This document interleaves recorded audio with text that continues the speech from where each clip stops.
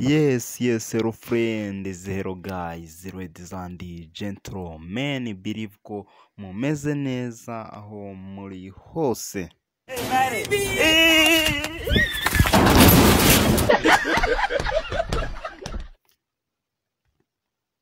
Tukaba tuje rero muri ka kanya kacu kano naho turebera hamwe amakuru agezweho kandi budakwiye gucikwa yiriwe acacambuwa imbuga nkoranyambaga.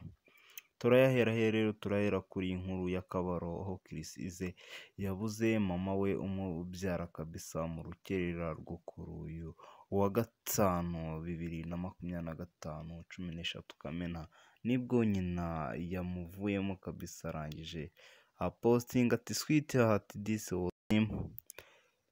Nukuri ni amagambo ya postinze ku rukuta rwe rwa Instagram aho tugenekereje mu kinyarwanda yashe ko ati iki si cyo cyari igihe kabisa sweetheart bakundanaga cyane. Dukomeza mu makuru yacu naho agezweho ariko mbere yuko tuyajyaho banza wumve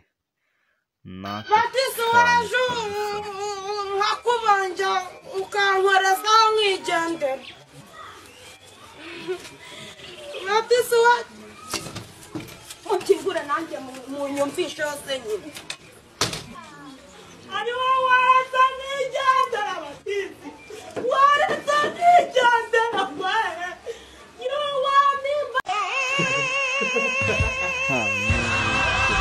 nibiba byoroshye habe na gato. Dukomeza n'amakuru yacu nawe kabisa amakuru aba agezweho. Indi nkuru utacikwa nuko uwo bita Fata ku mavuta yakatiwe igifungo cy'imyaka igera kuri 2.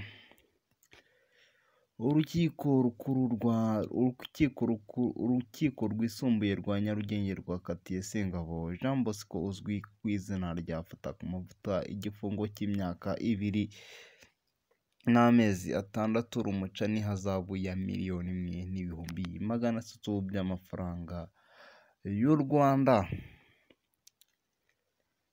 Nshimira mwese twabanye muri aya makuru kabisa abagezweho amakuru uko atugeraho na kuyabagezaho kabisa. Ciao Imana ibarinde, subscribe.